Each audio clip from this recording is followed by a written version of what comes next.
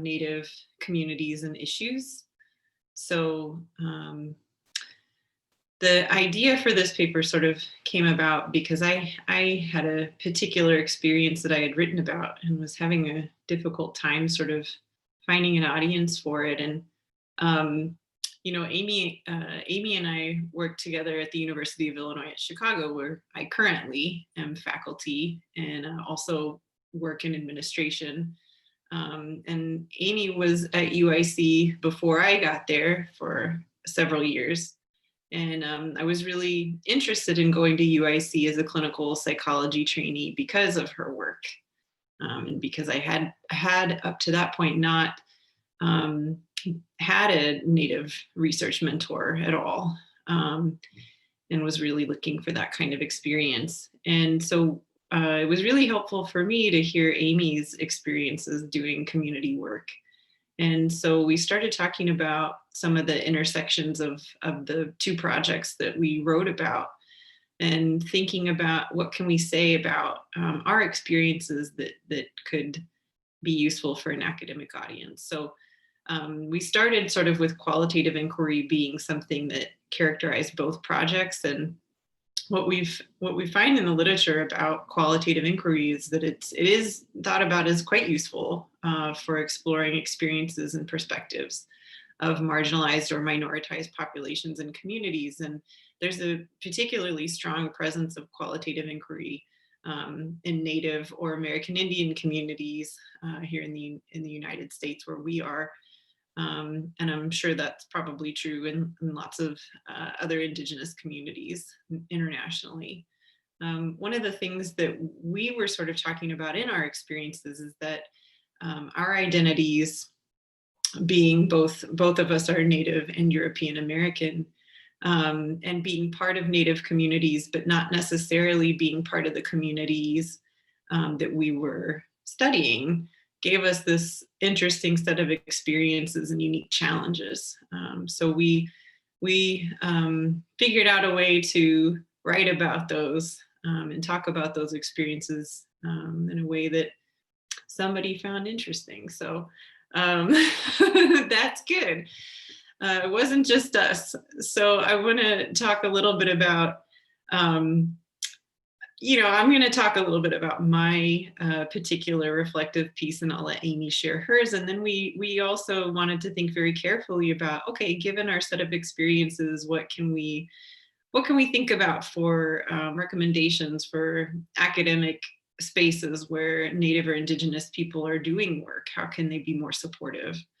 Those spaces, that is. So okay, I'll tell you the background on the project that I talked about in the paper.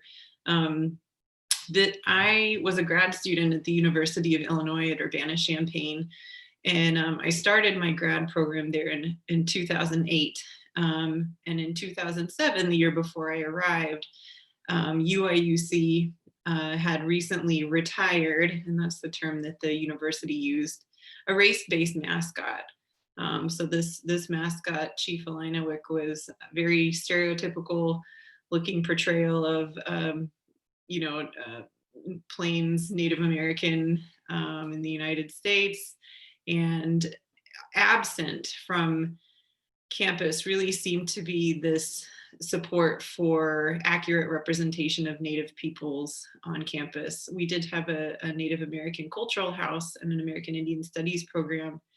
And both of those programs were frequently on the receiving end of pretty nasty messaging and aggressive kinds of communication from within and outside the campus community.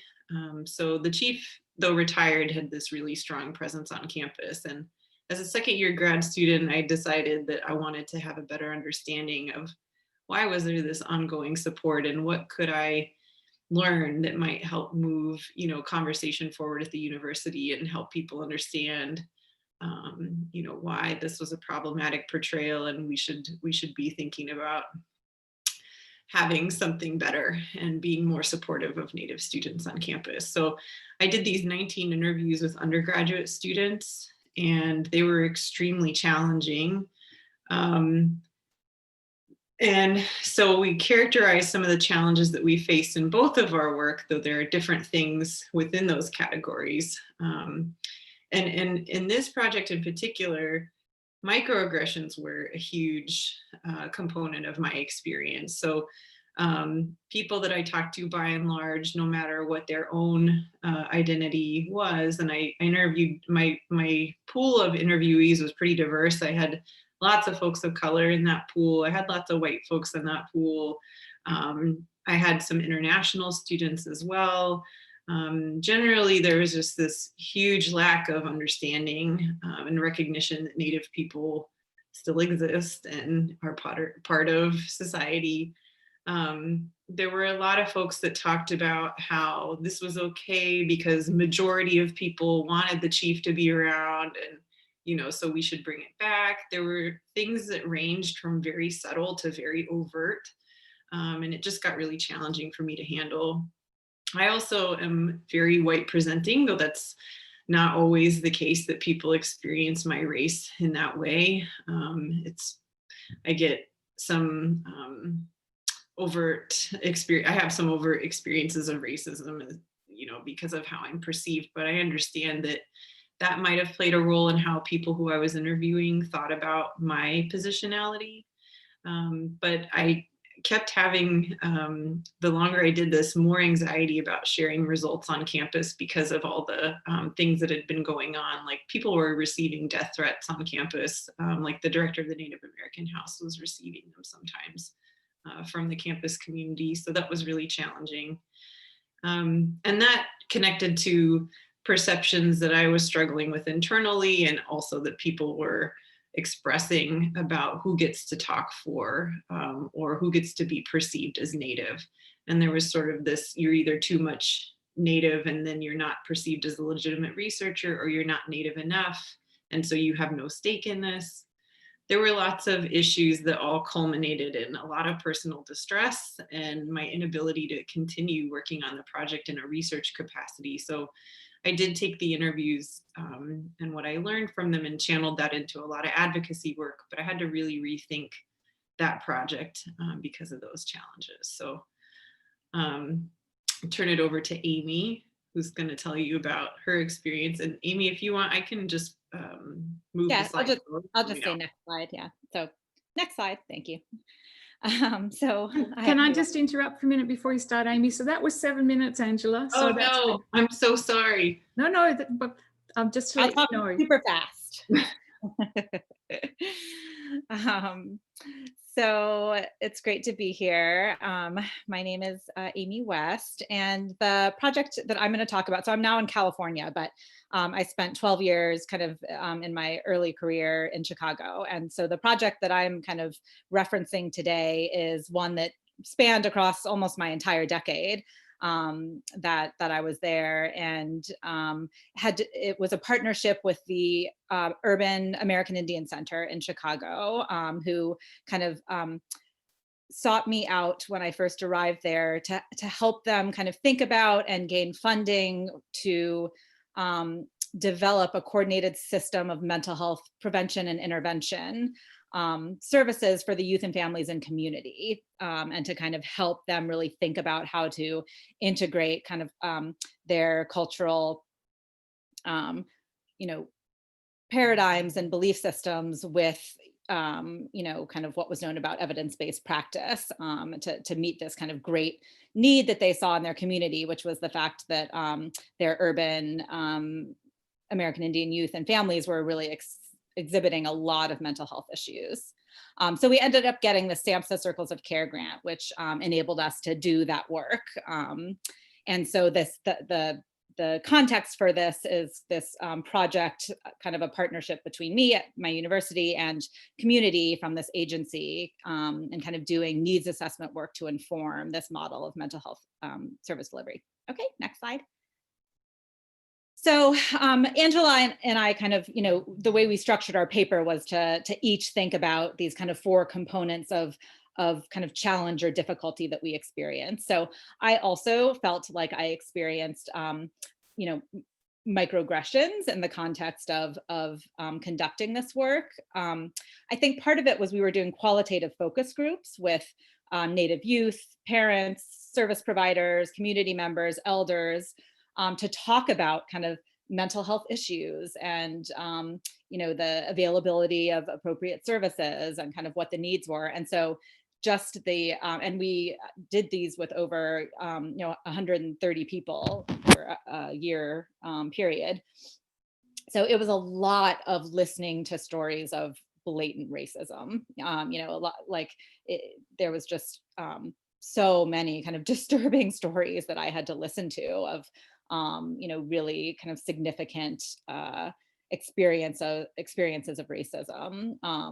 And then in addition, I kind of, in kind of contrast to that, then going out to, so part of this project was kind of connecting with the landscape of services in the Chicago area and kind of the powers that be to increase awareness and visibility of the Native population and the need to address their public health disparities. And so I actually had meetings with like the head of the Department of Public Health, and I continually was met with this notion of like, what? There's no Native people in Chicago. This is a city.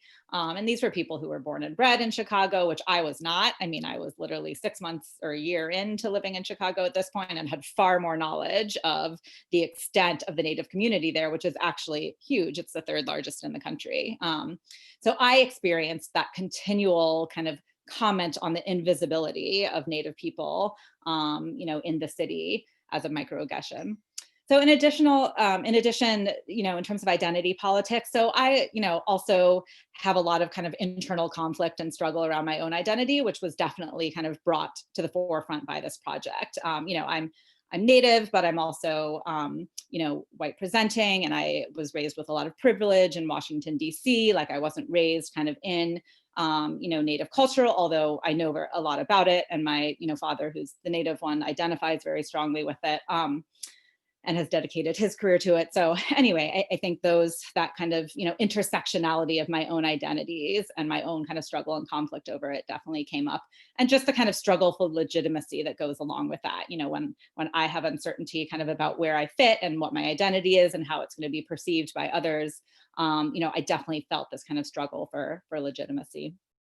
And then community insider and outsider tension. So, just the hostility that we encountered around research, and kind of, even though we were Native, like a lot of us on the research team were Native, we were still outsiders. Like we hadn't been raised in Chicago. We didn't necessarily grow up there. And so we were definitely perceived of as outsiders.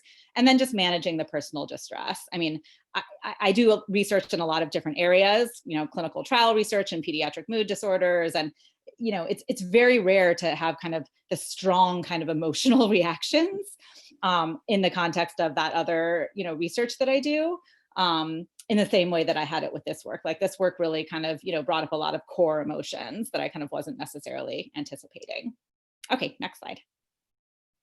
So in conclusion, I think, taking what Angela and I have, both presented, I think, what we come away with is that I think these kind of firsthand accounts of what it's actually like to go through this process is really valuable and can hopefully promote kind of engagement in a reflexive process that will help the field move forward and help kind of future researchers grapple, more successfully, or at least anticipate, these kinds of challenges that might arise. Our challenges were not unique. Many of them have been documented in the literature.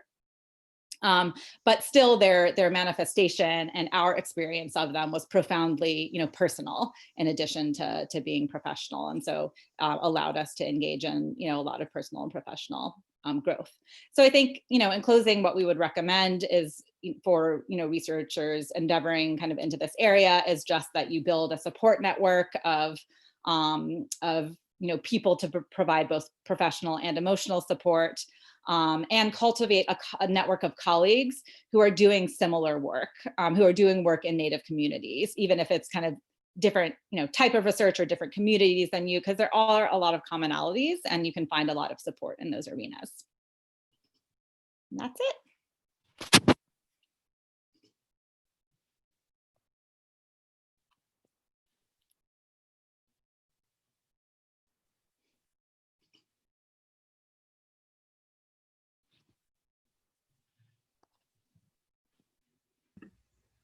Thank you so much to Amy and Angela for that wonderful presentation. That's part of why Jalen and I were so excited to be a part of this, is just to be able to hear and see you all in person, all of us who contributed to the special issue.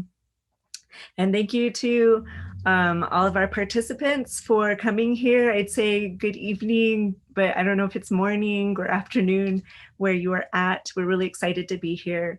I'm Kee Straits, and I am Quechua, and I have a background as a clinical psychologist. I'm currently residing in Albuquerque, New Mexico, and my colleague and co-presenter is Jaylin De Maria. She's a Chicana multimedia storyteller.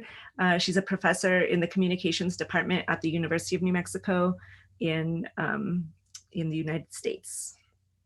And we wanted to share about the place of strength. This is the title of our paper and the title of the project that we worked on with 7 tribal communities. It was a substance abuse prevention grant through SAMHSA Tribal SPIF, the Substance Abuse and Mental Health Services Administration. And we were able through this grant as a part of it to work with an Indigenous artist team to do the evaluation for the substance abuse prevention work that was happening in each community.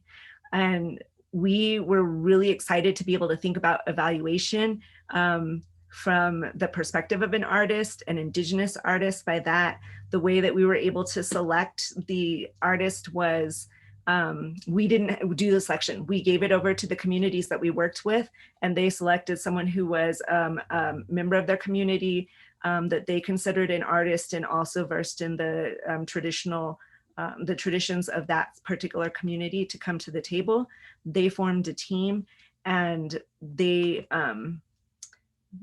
were the ones who then engaged in a period over time of observing what was happening with the community prevention efforts where they were at. And that included for the artists to go to the intervention programming that was happening, whether it was evidence-based intervention like strengthening families, or whether it was more community-defined kinds of programming that was going on, whether it was community-wide activities, the community coalitions. The artists went to participate in each of these different things over the time. We were able to catch the 1 year of the prevention programming that the artists were participating in and sort of observing. Then the artists chose their own modality of art that they would express their findings through. And they created artistic pieces, which varied, we will show you pictures later, that spoke to what they observed of changes over time, whether positive or not so positive challenges that they may have seen their communities facing in implementing the substance abuse programming that they were doing, and based on the specific goals of that community. Our reason for coming up with this approach was the two-way communication that we had developed with the communities that we were partnering with.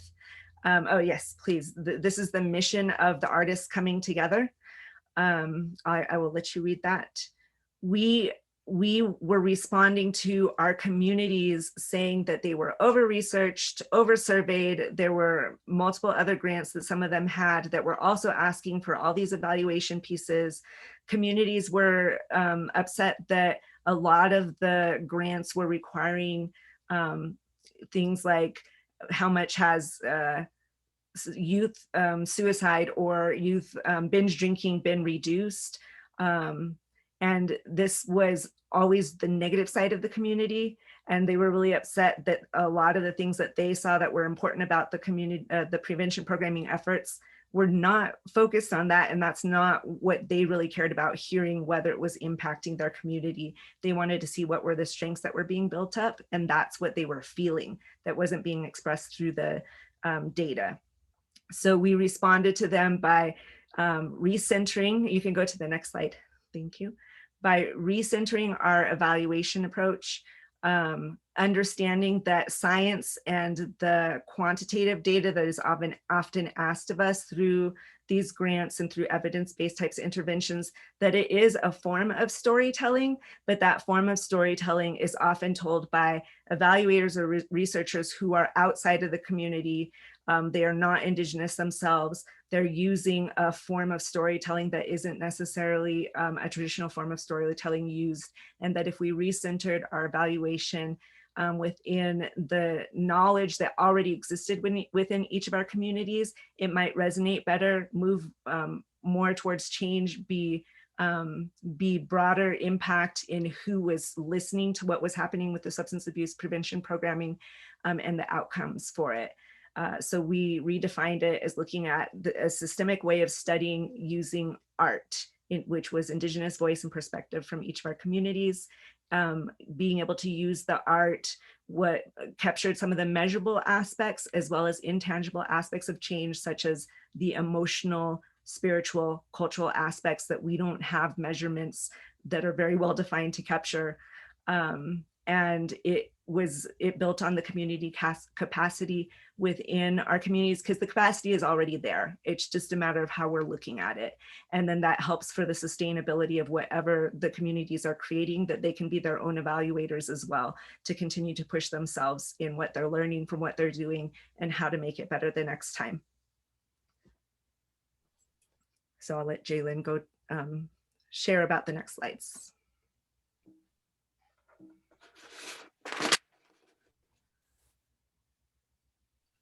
Thank you, Dr. Straits, and thank you to all the presenters and the organizers, and especially to the lands and waters of Australia and in all of our locations that have sustained us and allowed us to be here today. So this artwork represents the long-term impacts prevention efforts will have in our communities in New Mexico.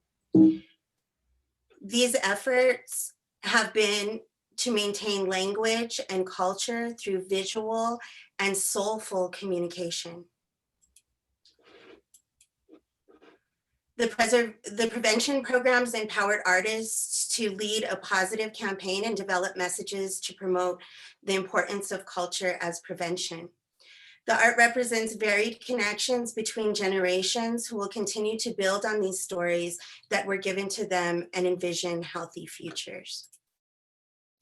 Like Paul Quintana from Cochiti Pueblo, who envisioned a living orchard of fruit trees and defined it as art that was planted for the health and well-being of all future generations. And the community came together to make his vision a lived reality. And through their work and faith, it grows today and has the capacity to grow for at least 7 generations into the future. Students at the Native American Community Academy, NACA, also work together collectively to present this collective vision, and each of them had their own letter where they were able to present what a place of strength looks like to them. Joseph Blazer from Mescalero crossed boundaries of traditional art to bring forth this digital manifestation, which now flies in his home community in the form of a huge flag. And finally, Cameron Tenorio of Tesuque Pueblo worked with his mentor, Gary Moquino, to hand tie this drum and passed on the knowledge to his younger siblings, demonstrating positive experiences in multi-generational mentoring. Tenorio said, quote, "Like the prevention program, the drum brings the community together in a positive manner. It tells the story of how the aspen tree transformed into a drum, which then became the heartbeat of the community and the spirits of the animals, symbolizing the significance of our native ways of life." So in conclusion, we believe that this project challenged borders between science and art. It centered Indigenous knowledge and encouraged community capacity and sustainability from within the community itself to ultimately achieve community health and well-being and open avenues of expression that allow for hope. So with that, we thank you.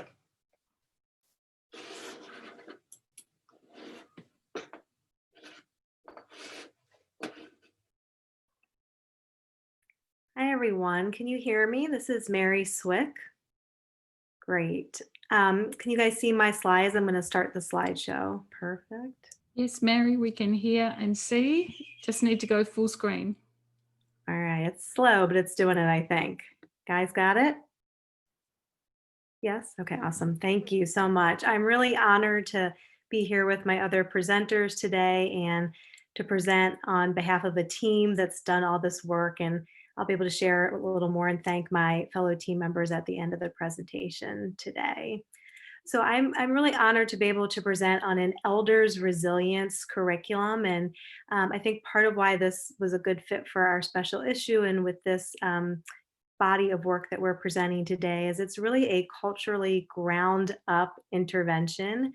So I'm a clinical psychologist by training, like many other of the presenters today. And oftentimes we look for evidence-based interventions and maybe try to adapt or make them fit to our Native communities. And not that there's not room and space for that, but I think sometimes we often discount programs that are happening in the communities or starting something from scratch. And so this program really represents a ground up program. We really didn't have anything when we started. So it's a labor of love for many people.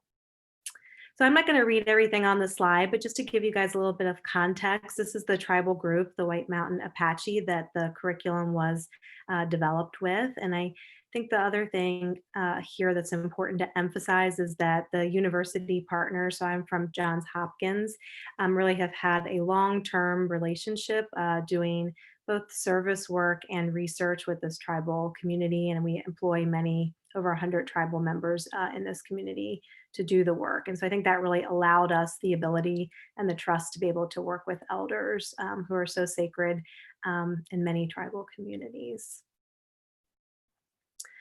This program was really conceptualized as youth suicide prevention. And so here I just have a little bit of information for you guys about suicide rates in this community. And so from what we know, they were very low prior to the 1950s. And then really starting in the 80s and 90s, the community started to see spikes in suicide.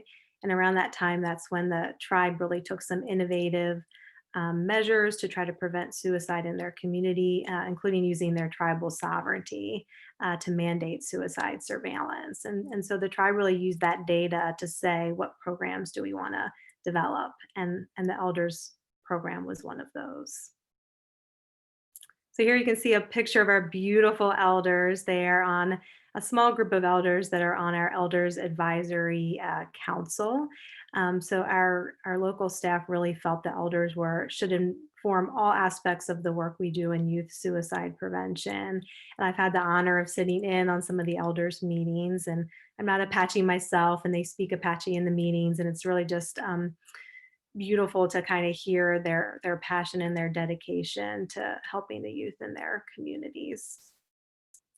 And so what the elders actually said is they said, we are willing to go door to door, classroom to classroom to really reach the youth in our community, all the youth, and then even those youth at risk for suicide. And so they wanted to share the cultural knowledge that they felt was being lost by the younger generations. And so they wanted to be able to share the language, the stories, the traditions, and the values. And often they have, and they still are, shared orally, but were sort of worried as the number of elders were dwindling that that knowledge might be lost. So the elders decided they didn't use the word curriculum, but they wanted to put something together to be able to standardly teach the youth the parts of their culture that they all came together and thought were important. And so we helped them to develop a curriculum.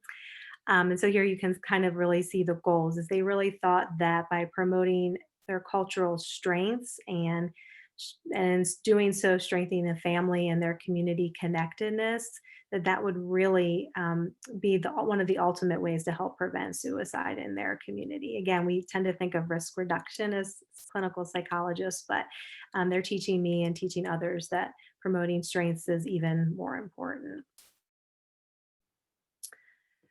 So again, here you can see there are pictures of some of the youth that are reached by the program in the community. And they first started with a school-based program.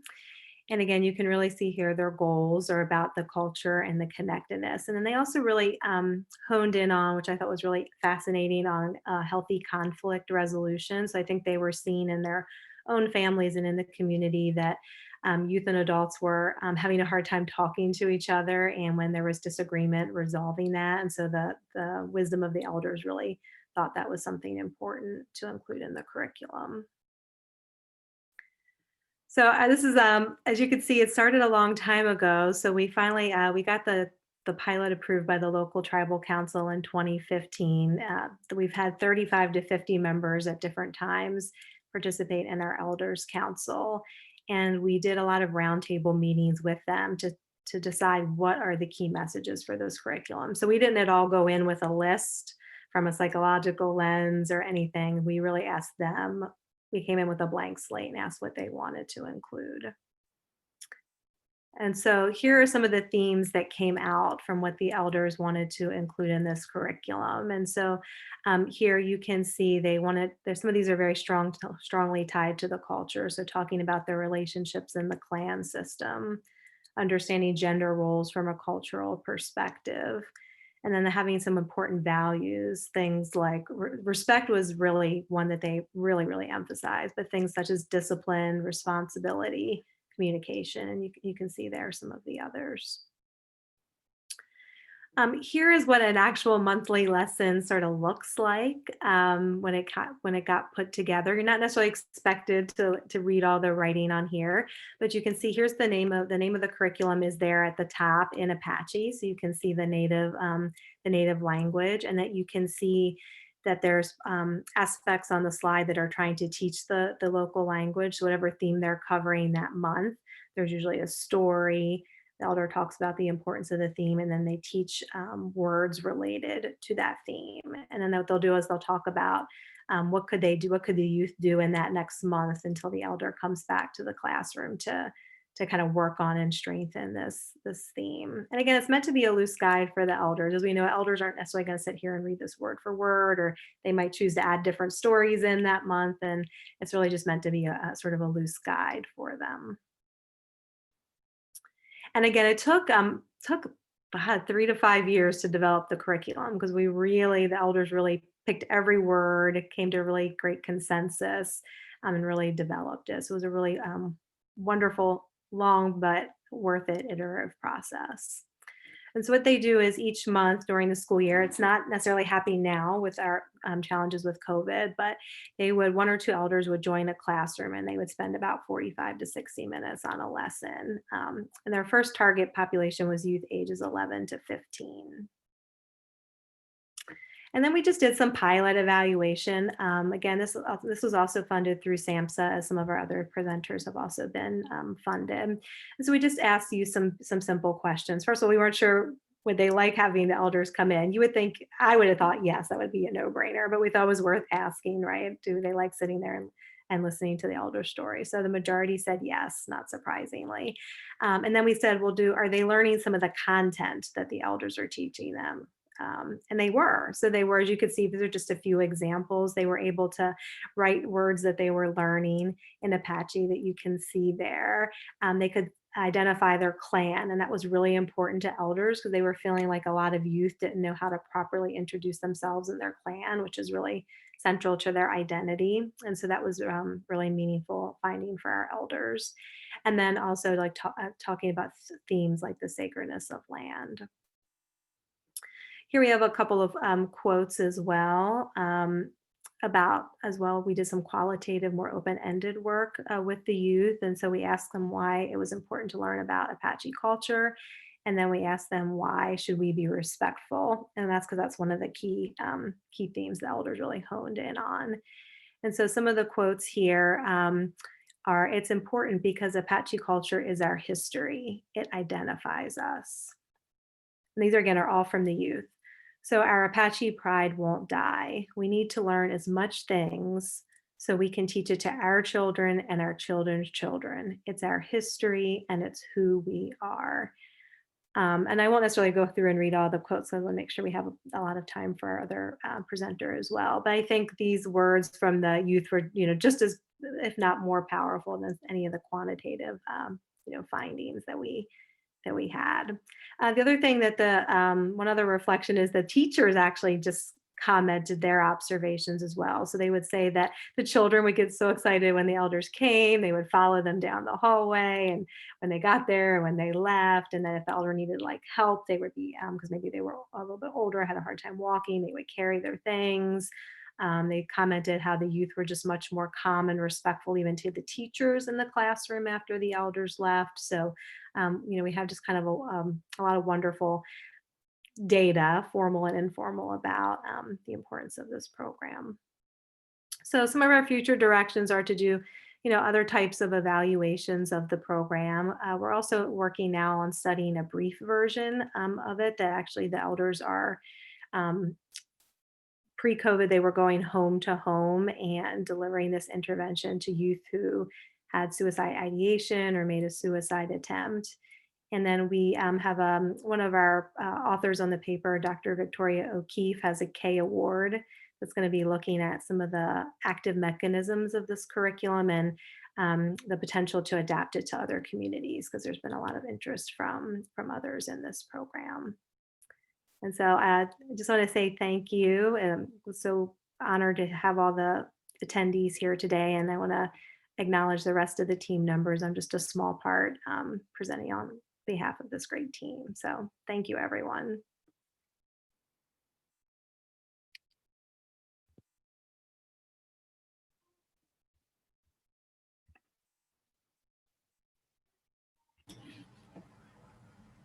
I think you have to stop sharing, Mary. I can't share. Hold on one sec. I just have two screens. I'm just finding the right button. There we go. Thank you.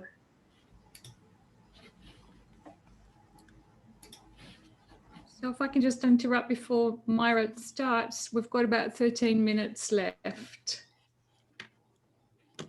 Thank you, Helen. I'll try to be speedy. So this is a study that actually started with a colleague of mine, Cynthia Pearson, who's a researcher at the Indigenous Wellness Research Institute here at University of Washington, which is where I'm based. I'm an associate professor in the Department of Psychiatry and Behavioral Sciences in the School of Medicine here at UW. And we collaborated on this project because we actually had similar experiences in doing research. We were trying to involve community partners in conducting research.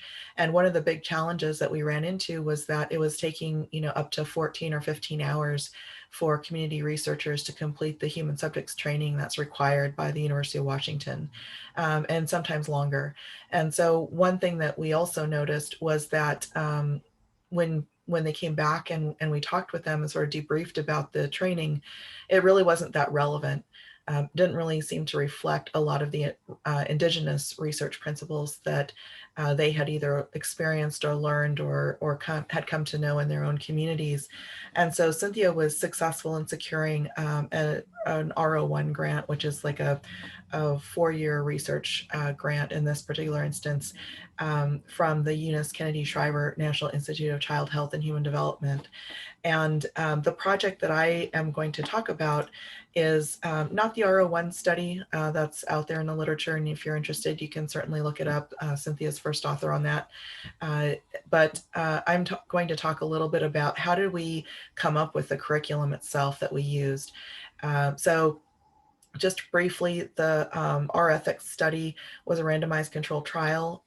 We identified 290 community participants who were American Indian Alaska Native to randomize into 2 arms. One was with the culturally grounded curriculum, and the other was with the CITI, or Collaborative Institutional Training Institute Human Subjects Training Curriculum, which is a standard human subjects training curriculum that's used a lot in the United States. And one of the interesting things I think about this process is that, we actually intended to take the CITI curriculum and modify it, culturally adapt it. But when we got together with all of the community researchers who were American Indian Alaska Native, they had done all of this research. I mean, probably added up to over 200 years of research among American Indian and Alaska Native communities. And they were saying, we just have to start from the beginning. So there was a real mandate from the expert panel that we worked with.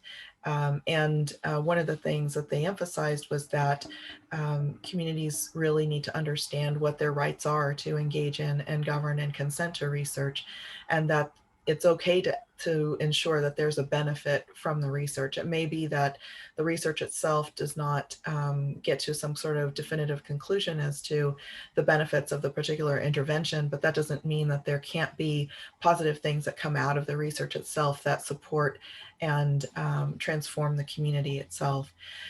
And also to ensure that Indigenous communities have equal access to the benefits from the research, and to make sure that those benefits are tailored to support community needs. This is our expert panel. They were from a wide variety of geographic and cultural locations across the United States. And we met with them for 3 days. And from these discussions, I conducted a qualitative analysis of what everyone discussed around certain ethics issues. And that's how these themes emerged that I'll talk about in a little bit. After those themes emerged, we confirmed them with a panel of scientific experts. These are Indigenous scholars and allied scholars who had worked in the field of American Indian and Alaska Native research for 15 years or more. And so they had extensive experience implementing research studies within these particular settings, and really coming to know a lot of different communities, and as well as the norms of research within these communities. Finally, we worked with a policy and IRB member expert panel, and these are individuals who had not only done a lot of research within American Indian and Alaska Native community contexts, they also had focused specifically on ethical issues, and also policy specific type issues with regards to American Indian and Alaska Native research. And so through each of these reviews, we were able to understand kind of what the themes were that came out of the discussions that we held with these different expert panels. One of the things about research in the United States is that it's codified within the federal regulations, and it's reflective of a Belmont report that came out in the 1970s. The Belmont report really focuses on individual harm or potential for individual harm from research, and identifies some protections that are specific to individuals. It doesn't really address the harm that's possible to communities. So like stigma that could come out of research that may negatively impact community members as a whole, or have some kind of deleterious effect for a community overall. And so even though we have these rules and regulations for the IRBs and how we define research and human subjects, it really actually doesn't necessarily speak to some of the protections that American Indian and Alaska Native communities are interested in putting in place in order to ensure protections for their overall community. And that could go anywhere from privacy and confidentiality of the community to intellectual and cultural property rights. So the information that we collect as researchers, is sometimes sacred information, and sometimes should be protected. It should not be shared within the public domain. And none of that is codified in the United States Code. So those are some of the concerns that Indigenous communities have. And so after we were able to discuss with these folks about, what are all of the different areas that are specific to doing research with Indigenous communities, we were able to see that one of the main central themes was to develop and sustain relationships. And that, I think, has also come out in the Indigenous research literature, that relational approach is really central to a lot of the work that Indigenous communities want to do within their own communities. Another central tenet was to do good. So as I mentioned earlier, it wasn't just about does this particular intervention have a positive effect for the individuals who participate in it? What is the research team doing to actually contribute to the overall community over and above whatever's going on in the actual research project? Taking the time Mary mentioned earlier, the longstanding relationship that Johns Hopkins has with the White Mountain Apache tribe. That's just one example of different ways that research institutions can actually support communities in the long term, really get to know them. What are their cultural norms? What are their expectations around research? And how can we best support one another in order to really learn as a team how to make an effect or make a positive effect in the community. Obtaining community approval, so respecting tribal sovereignty, ensuring that the tribe has approved the research explicitly was a really important piece as well. Just prior to conducting this study, we had heard about one tribe in Arizona whose DNA had been taken by Arizona State University researchers and used in ways that had never been contemplated in discussions with the tribe. So ensuring that that community approval is in place and that it's very explicit and communities know exactly what they're committing to was another major tenet that the experts discussed in our dialogues with them over those 3 days. All of that then can help support building that trust that's really integral to reduce the potential for harm from research, as well as the distrust that is actually there in communities around research. Including culture can make it more relevant, considering special vulnerabilities within particular communities that may not be the same. Not every tribe is the same. And so, culturally, linguistically, geographically, contextually, there are a lot of different considerations that need to be taken into account as we're planning our research projects. And that was also emphasized in the discussions. And then partnering and dissemination and ensuring that there's a lot of transparency in order to maintain those high ethical standards were some other central tenets that came out of those discussions. So I know that was a lot of information. I wanted to provide the DOI so that if you're interested in reading more about this project, there's a lot more to unpack from these discussions. You could go ahead and access that, and I'll put that in the chat as well. So thank you so much for this opportunity. It's been a long time coming. I'm really glad that we can come together virtually, even though we can't be together in person. Thank you.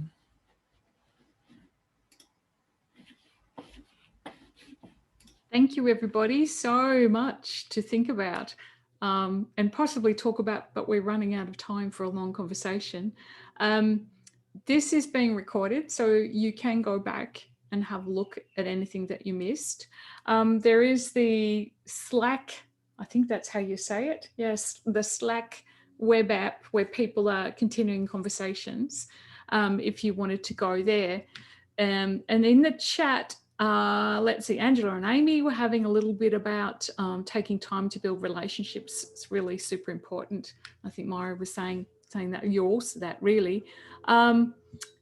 Some contact details there. Edward had a question earlier on, and Kee, you've answered it, but it might be worth just posing to everybody about what are the potential challenges and advantages of doing study with Indigenous people when the research team is non-white outsider. For example, if Edward as an Asian wanted to do a study about or with American Indian people, and let's see, Kee started the conversation about echoing relationships and things like that. Do you want to keep going with that conversation, or are there other questions or things that you would like to talk about?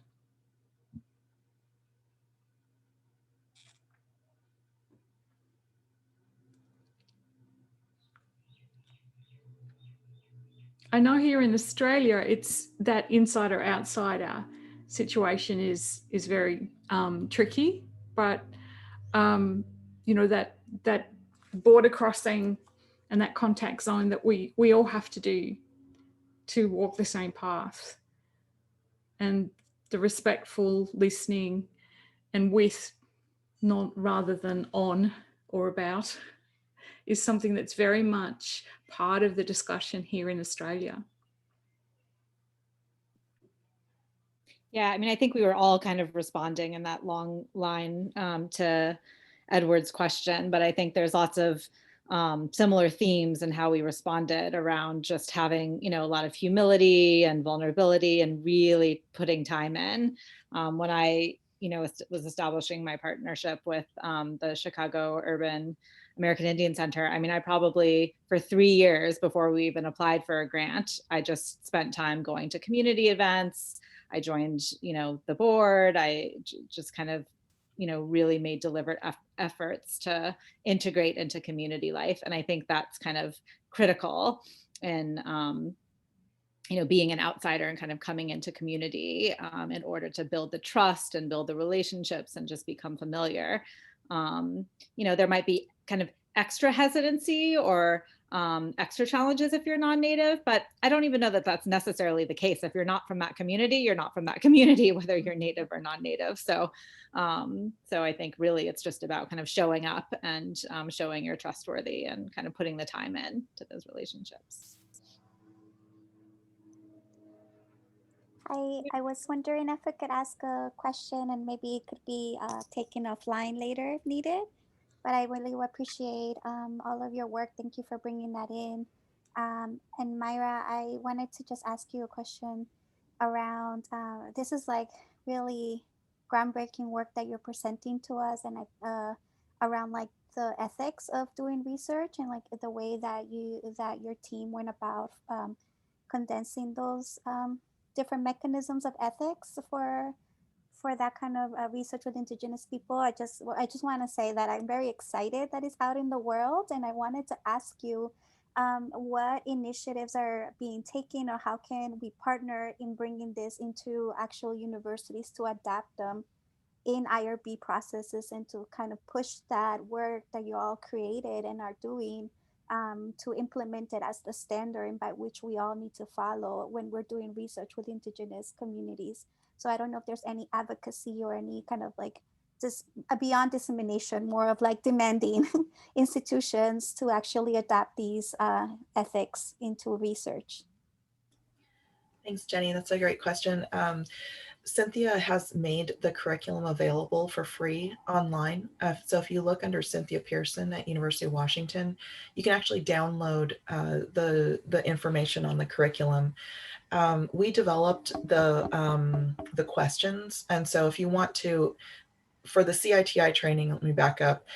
You have to pass the quiz at the end of each session at a certain rate in order to proceed and get your certification. And so Cynthia developed questions, and I contributed to those as well.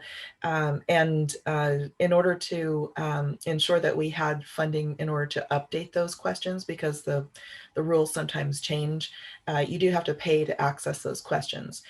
So if there's an interest in, for example, a university institutional IRB adopting this as a way to allow for certification of community researchers, they may have to pay to access those particular questions in order to get folks certified. But it is available online, and I know that about 200 tribal home visitors received the curriculum, and Cynthia worked with some other colleagues of mine at the University of Colorado in Denver, and they do a lot of work with the tribal maternal, infant, and early childhood home visitation program, which is a federal program. It's national in scope, and there's probably over 50 tribes that are represented in that program. And so home visitors from all of those tribal home visitation programs actually took this training live in one big room and received certification. And the University of Colorado IRB actually accepted that as a certification for being able to do research under the auspices of that institution. So I think it's a matter of just working with your local IRB and kind of walking them through, like, how can we make this happen? What are some options, and what are the ways that to satisfy this particular IRB and the certification requirements, that this can actually be used in lieu of perhaps some of their other training mechanisms.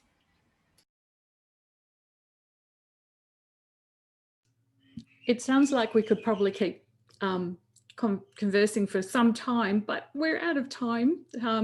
Maybe if I just encourage people to join the drop-in sessions, or to continue on that Slack. If you go to the top of the on-air site that has the program, you can get into the Slack area, which a conversation can keep going with. Wonderful, amazing work. Thank you very, very much. There is a very short break now of 15 minutes to stretch, go to the bathroom, get a coffee, all that sort of stuff, depending, breakfast for me, in my part of the world. And 12 o'clock is for my time, 15 minutes for the next sessions to start. So thank you all very much. You've inspired us to go and make sure we read all the special issue now. So wonderful. Thank you. Thank you. Bye. Thank you. Bye. Thanks, everyone. I thank you, everyone.